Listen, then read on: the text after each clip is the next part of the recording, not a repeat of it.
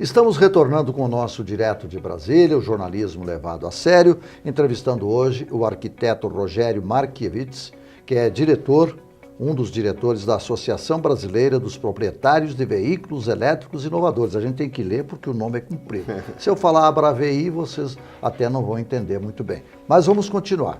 No primeiro bloco, a gente traçou duas dificuldades. Existe uma terceira, com relação à implantação, à conscientização sobre o carro elétrico? Exato.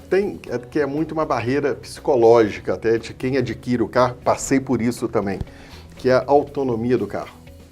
Em geral, a primeira pergunta que todo mundo faz é qual a autonomia do carro, quantos quilômetros eu rodo? Então, existe uma barreira ainda técnica, né, que os veículos estão evoluindo, uma barreira de infraestrutura para atender essa autonomia do veículo elétrico e um pouco de costume também para as pessoas entenderem que não precisa dessa autonomia toda para o dia a dia. Então,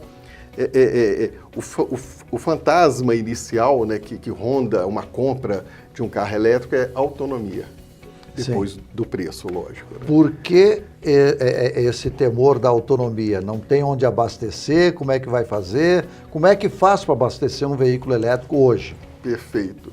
O meu carro eu uso no meu dia a dia mesmo. É um carro que constantemente eu estou com ele, eu vou para a escola da minha filha, vou para o meu serviço, eu uso um carro dia a dia. Eu resolvo o meu problema na minha tomada doméstica.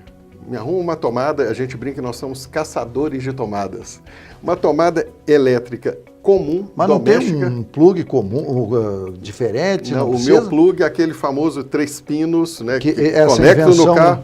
Exato, a nossa invenção aqui brasileira. Nossa jabuticaba. Exato, que eu plugo no carro e do outro lado é um plugzinho de 3 pinos. Então, quer dizer, uma tomada doméstica resolve o meu dia a dia. O meu posto de gasolina, que é a minha tomada doméstica, em casa. Eu moro até em um prédio, né? Eu tive de pedir para o condomínio para instalar, né, um ponto elétrico. Mas é tão simples assim, puxa uma extensão, vamos dizer? Super simples. Então, eu até brinco, que vai ser um outro assunto, quanto tempo demora, né? Assim que eu não demoro tempo nenhum. Enquanto as pessoas param no posto de gasolina para abastecer, eu não faço isso. Eu abasteço quando eu estou dormindo, quando eu vou no cinema, quando eu estou no escritório. Então, é muito bom. Então, assim, o meu dia a dia, uma tomada comum, simples, resolve o meu dia a dia para andar no meio urbano. O meu carro, que é um carro 2014, quer dizer, já tem algum tempo, a autonomia ainda é pouca, no meu modelo específico, é de 160 quilômetros. Sim. Que dá e sobra para o meu dia a dia urbano. Urbano.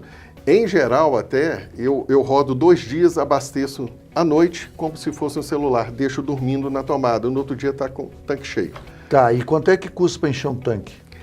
Em torno de uns R$7, alguma coisa assim. Tudo isso? Para rodar. 160 quilômetros? É por aí. Talvez dê um pouquinho mais. Vamos dizer 100 quilômetros por R$7. Eu sei a minha conta específica, eu rodo 900 quilômetros mês. Eu gasto R$60, R$65 com energia elétrica para o meu carro. É sensacional. Além de tudo, é econômico. Além de não soltar CO2 no ambiente, não fazer barulho no meio urbano, ele é econômico. Tem coisa melhor. Dá para raciocinar como, por exemplo, a energia eólica ou solar de comparativo de preço. Por exemplo, o sujeito instala a energia solar na sua casa, vai diminuir, é mais caro, precisa do painel, exige, vamos dizer assim, um investimento inicial. Uhum. Em quanto tempo o sujeito que compra um carro elétrico hoje, carro comum, mais simples, está quanto hoje um carro, mais ou menos o valor do preço? 100 mil, 150? Depende. Como eu falei, ainda um modelo caro. O meu, na época, custou 160 mil reais. Carro caro. Mas que, assim, em geral, é engraçado. Mas é um carro bom, pode ter certeza, viu? Sem dúvida. Mas engraçado que é o tipo de pergunta que a gente não faz para quem tem um carro a gasolina. Em quanto tempo você paga o seu carro? Exato, mas é isso, eu estou querendo chegar lá. Não, mas é interessante, eu acho muito válido. Se eu não trabalho com carro, é difícil a gente fazer essa conta. Isso aí. Mas com carro elétrico dá, então a sua pergunta é pertinente, sim.